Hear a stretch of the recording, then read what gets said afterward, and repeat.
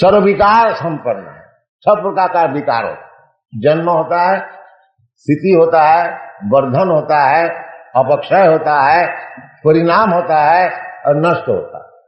जैसे हमारा शरीर, आपका शरीर माँ का गर्भ में बहुत छोटे से देखा, समझ लीजिए चला का ऐसे पहले शरीर होता है, फिर आस्ते आस्ते बढ़ती है, उसमें सब छेद होता है, छेद होगा अगर नाक कान ये सब बन जाता है, 9 छेद होता है।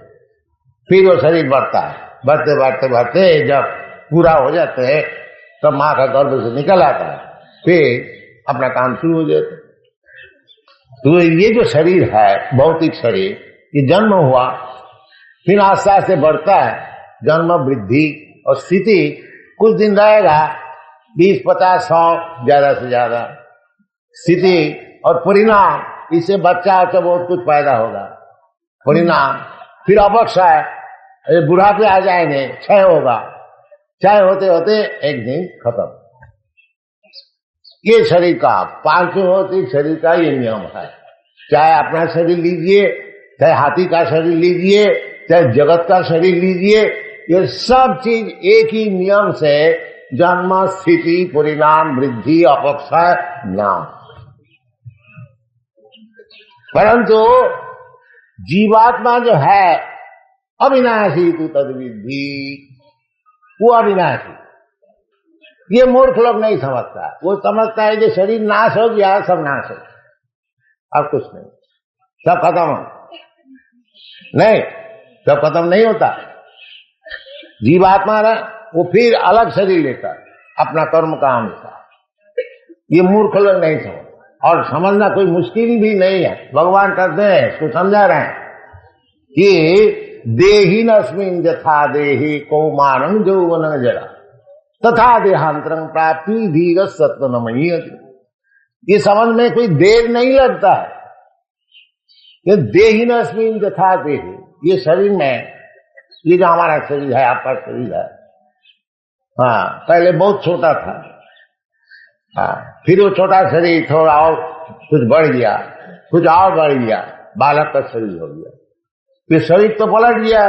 वो छोटा शरीर माँ का गर्भ से निकलता है, वो तो नष्ट हो गया, फिर उससे थोड़ा बड़ा शरीर मिल गया, और उससे और थोड़ा बड़ा शरीर, यौवन।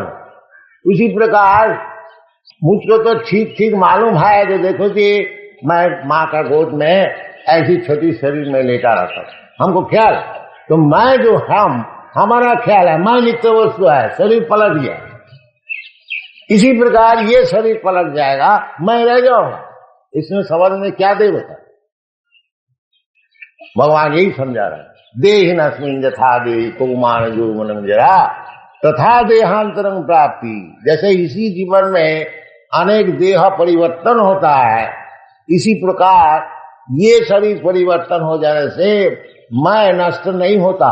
न हन्नते हन्नमाने शरीरे, शरीर नष्ट हो जाने से मैं जो है आत्मा वस्तु, आत्म वस्तु, मैं नष्ट नहीं होता।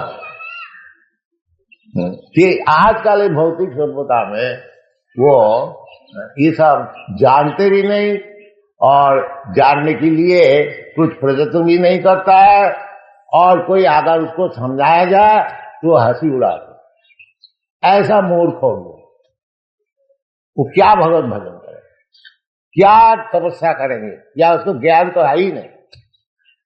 इसलिए कलयुग में शास्त्र में यही बताया है, हरे नाम हरे नाम हरे नाम इव केवलम कलो नास्तिव नास्तिव नास्तिव गति।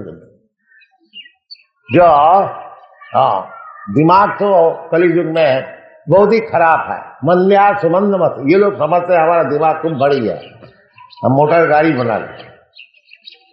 नहीं, हाँ, कलयुग में दिमाग सब खराब है, नष्ट बुद्ध है। मंद्या सुमंद मतयो मंद भाग्य अधिबुद्ध। कलयुग का ये लक्षण है, एक तो मंद है, कुछ समझते नहीं, मूर्ख है, और जो कुछ समझने के लिए प्रयत्न करता है तो उसका मत भी मंद है।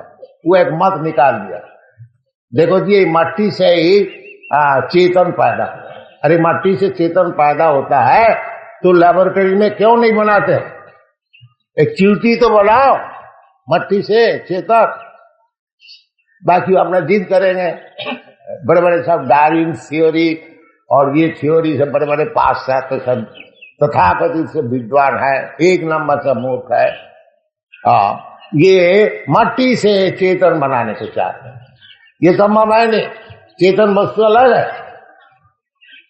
इसलिए भगवान कहते हैं अपरायम इतस्वन्यान प्रकृति विद्धि में परा। ये जो भौतिक चीज है भूमि अपर वायु, ये निकृष्ट प्रकृति है। अपरायम ये इसका वैल्यू कम है, निकृष्ट, इंफीरियर क्वालिटी।